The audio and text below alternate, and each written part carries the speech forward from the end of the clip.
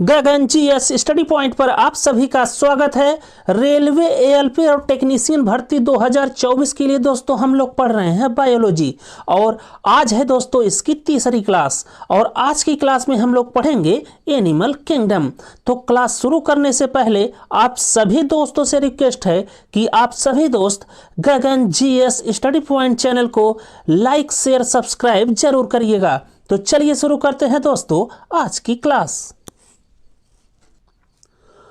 तो जंतु या एनिमेलिया में दोस्तों सबसे पहले आपको यह ध्यान रखना है कि इस वर्ग के जो प्राणी होते हैं वो होते हैं दोस्तों यूकैरियोटिक, बहुकोशिकी या मेनी सेलुलर और होते हैं दोस्तों विषम पोषी या कहिए उसे हेट्रोट्रॉफिक। तो इस बात को आप लोग ध्यान रखना दोस्तों कि जंतु जगत के जो प्राणी होते हैं वो होते हैं यूकैरियोटिक, बहुकोशिकी और विषम पोषी।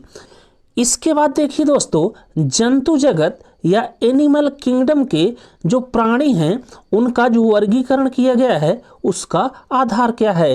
तो जो जंतु जगत या एनिमल किंगडम के जो प्राणी हैं उनका जो वर्गीकरण किया गया है दोस्तों उसका पहला आधार है लेवल ऑफ ऑर्गेनाइजेशन या संगठन का स्तर।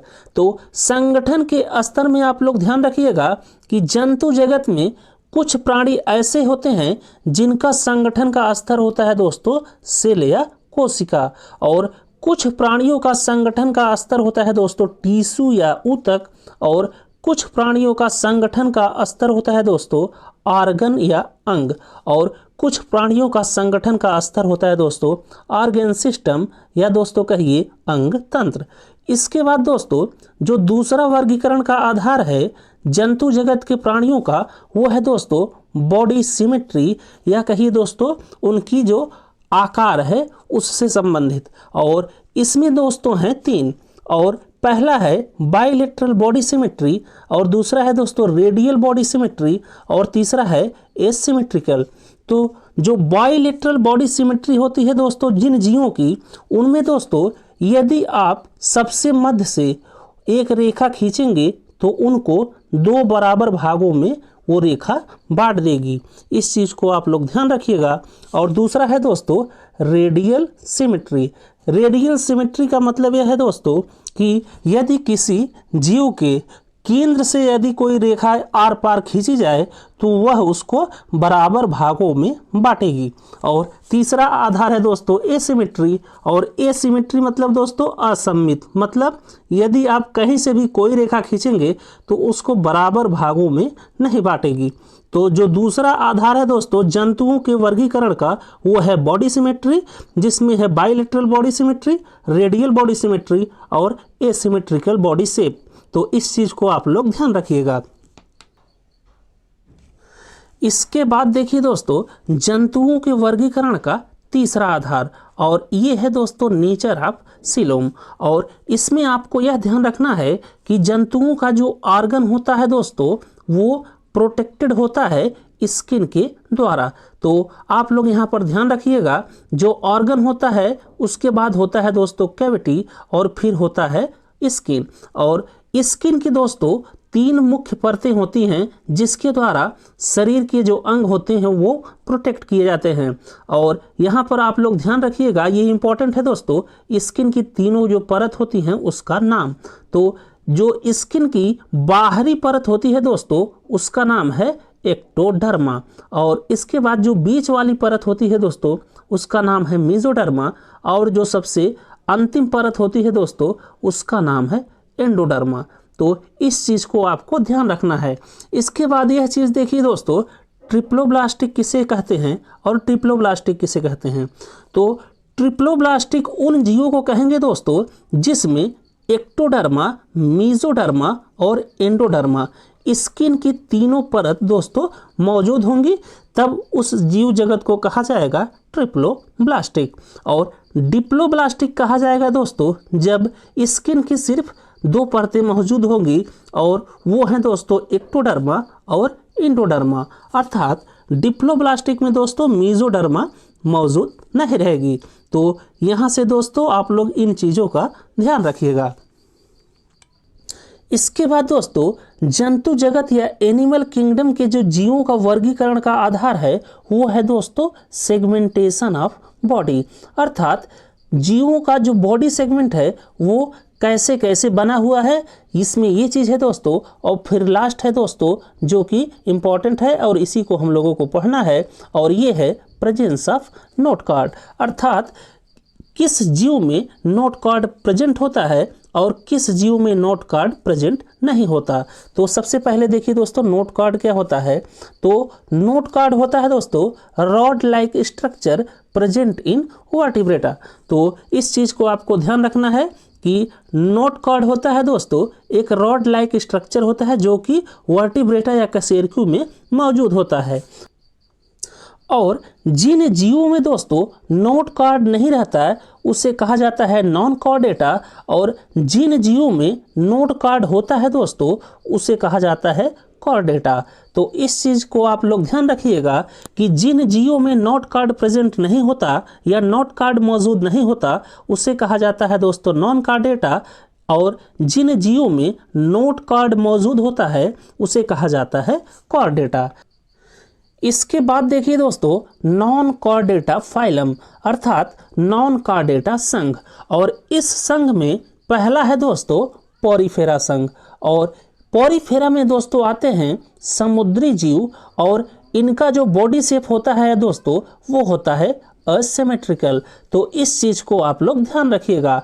फिर इसके बाद आपको ध्यान रखना है दोस्तों जो पोरीफेरा संघ के जीव होते हैं उनमें दोस्तों पोर या छिद्र पाया जाता है, जैसा कि यहाँ पर दिखाया गया है दोस्तों।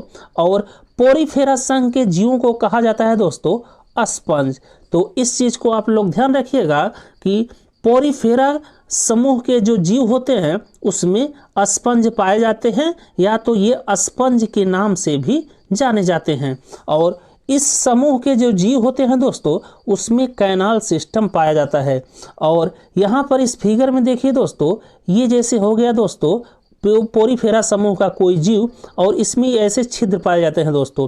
इसके बाद इस छिद्र में दोस्तों जहाँ से वाटर इंटर करता है उसको कहा जाता है दोस्तों ऑस्टिया, और जहाँ से वाटर निकलता है उसको कहा जाता है दोस्तों ऑस्कुलम। और इसके बाद जो सबसे ज़्यादा इम्पॉर्टेंट है दोस्तों वो है इसका एग्जाम्पल, और इसका एग्जाम्पल है दोस्तों साइफा या साइकान और स्पॉन्जिला और बाथ स्पंज। क्योंकि दोस्तों जो पोरीफेरा होता है इसको स्पंज कहा जाता है, इसलिए दोस्तों इसका जो एग्जाम्पल होगा उसमें कहीं न कहीं स्पंज जरूर आएगा। तो अगर कहीं भी स्पंज आए तो आप लोग समझिएगा कि ये पोरीफेरा का एग्जाम्पल है। तो इसका एग्जाम्पल है साइफा या साइकान, स्पॉन्जिला और बाथ स्पंज। और पोरीफेरा के बाद देखिए दोस्तों सिलेंट्रेटा या निडेरिया, और इसमें आपको सबसे पहले यह ध्यान रखना है कि इस समूह के जो जीव होते हैं दोस्तों उनकी जो बॉडी संरचना होती है वो होती है दोस्तों डिप्लोब्लास्टिक, अर्थात उनके जो ऑर्गन प्रोटेक्टेड होंगे वो प्रोटेक्टेड होंगे दोस्तों एक्टोडर्मा और इंडोडर्मा के द्वारा। तो इस चीज़ को आप लोग ध्यान रखिएगा कि सिलेंट्रेटा या निडेरिया समूह के जो जीव होंगे उनकी बॉडी संरचना होगी दोस्तों डिप्लोब्लास्टिक। और इसके बाद अगली चीज़ आपको ध्यान रखना है कि इस समूह के जो जीव होते हैं उनकी जो बॉडी शेप होती है दोस्तों वो होती है दो प्रकार की, जिसमें पहला हो गया दोस्तों पॉलिप। और पॉलिप मतलब ये हो गया दोस्तों कि इस समूह के जो जीव होंगे उनका जो बॉडी शेप होगा दोस्तों वो होगा बेलनाकार का, और इसका एग्जाम्पल है दोस्तों हाइड्रा। इसके बाद जो दूसरा आकार है दोस्तों सिलेंट्रेटा या निडेरिया का उसको कहा जाता है मेडुसा, और इसमें दोस्तों जो जीवों का आकार होगा वो छतरी नुमा आकार होगा, अर्थात दोस्तों जो मेडुसा समूह के जो जीव होंगे उनका जो आकार होगा दोस्तों वो होगा छतरी नुमा आकार। और इसका जो उदाहरण है दोस्तों उसका नाम है जेली फिश। तो इस चीज़ को आप लोग ध्यान रखिएगा कि सिलेंट्रेटा या निडेरिया समूह के जो जीव होते हैं उनकी जो बॉडी शेप होती है वो होती है दो प्रकार की, और इसमें पहला हो गया पॉलिप, अर्थात इस समूह के जो जीव होंगे उनका आकार होगा बेलनाकार, और इसका एग्जाम्पल है दोस्तों हाइड्रा। और दूसरा जो शेप होता है दोस्तों सिलेंट्रेटा या निडेरिया का उसका नाम है मेडुसा, अर्थात इसमें जो जीवों का आकार होगा वो होगा दोस्तों छतरी नुमा आकार, और इसका एग्जाम्पल है जेलीफिश। इसके बाद दोस्तों अगली चीज आपको ध्यान रखनी है कि सिलेंट्रेटा और निडेरिया समूह के जो जीव होते हैं उसमें पाया जाता है दोस्तों टेंटेकल्स और नीडोब्लास्ट। और ये दोस्तों इस समूह के जीवों को स्थिर रहने में, सुरक्षा तथा शिकार करने में सहायक होते हैं। तो इस चीज को दोस्तों आप लोग ध्यान रखिएगा कि सिलेंट्रेटा और निडेरिया समूह के जो जीव होते हैं उसमें पाया जाता है दोस्तों टेंटेकल्स और नीडोब्लास्ट, जो कि इस समूह के जीवों को स्थिर रहने और सुरक्षा तथा शिकार करने में सहायक होते हैं।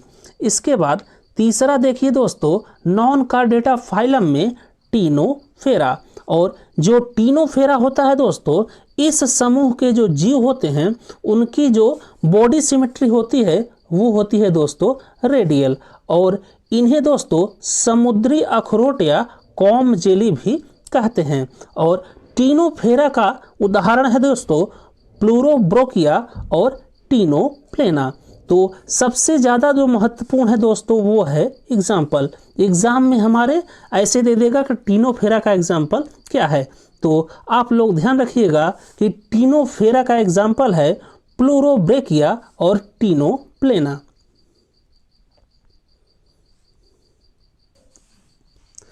इसके बाद नॉन कॉर्डेटा फाइलम में दोस्तों चौथा देखिए आप लोग प्लेटीहेल्मिन्थिस। और प्लेटीहेल्मिन्थिस को कहा जाता है दोस्तों चपटे कृमि।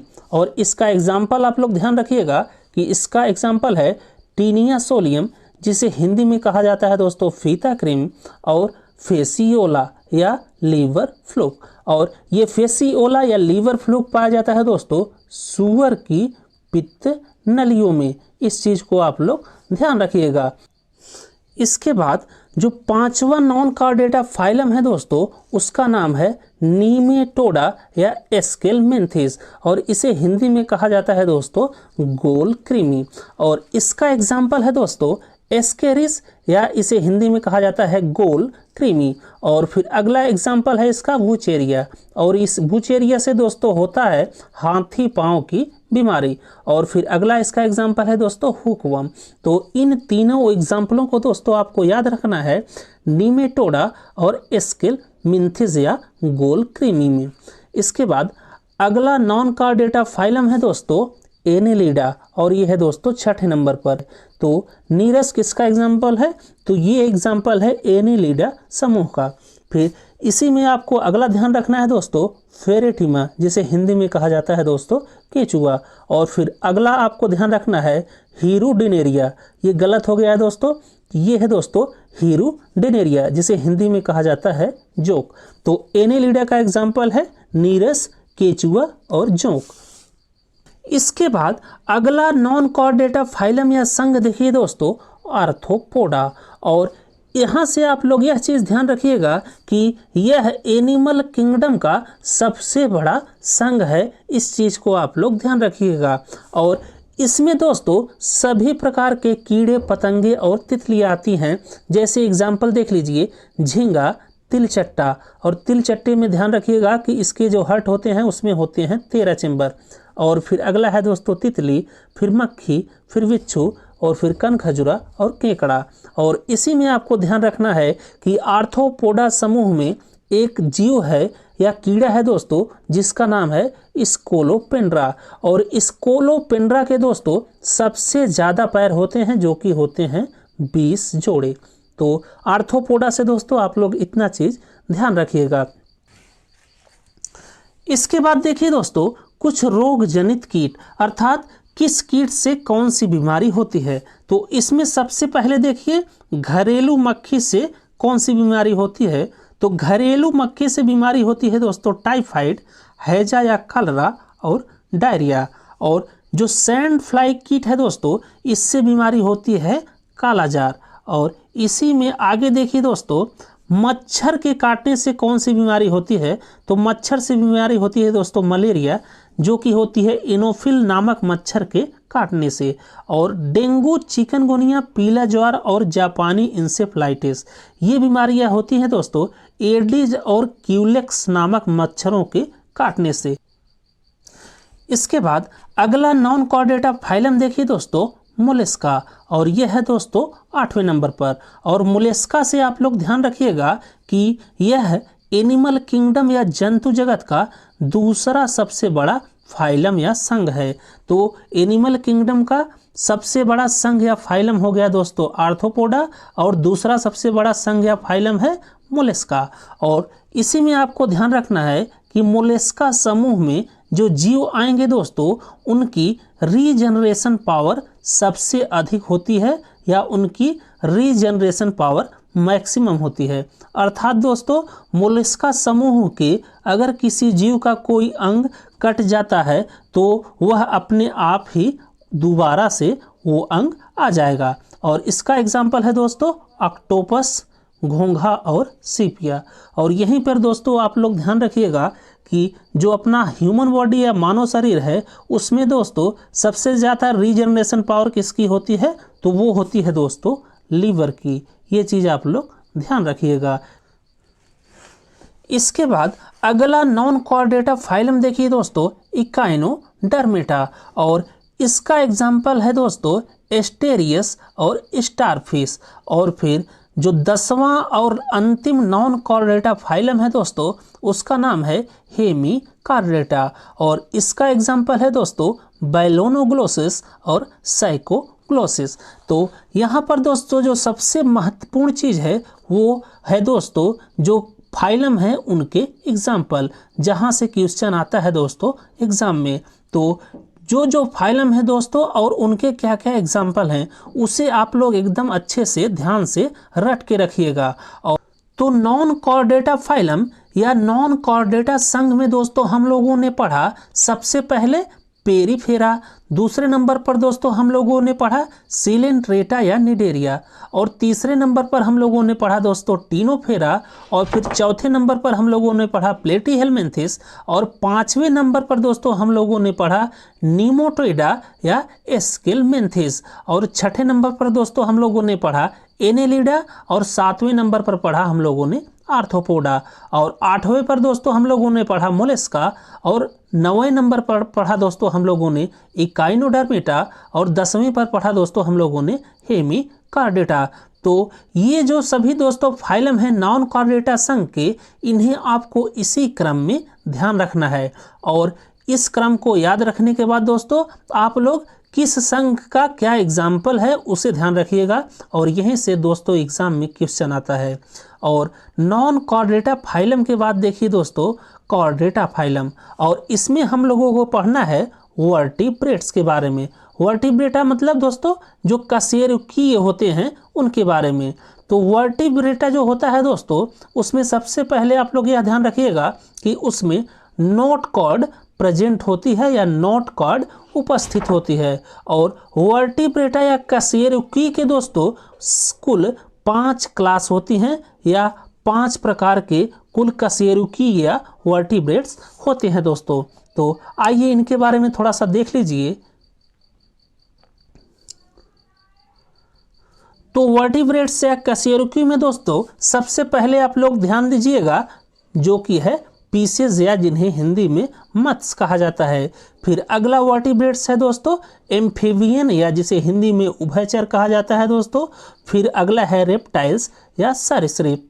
फिर है दोस्तों एप्स मतलब पक्षी, और फिर है दोस्तों मैमल्स अर्थात जो स्तनधारी होते हैं।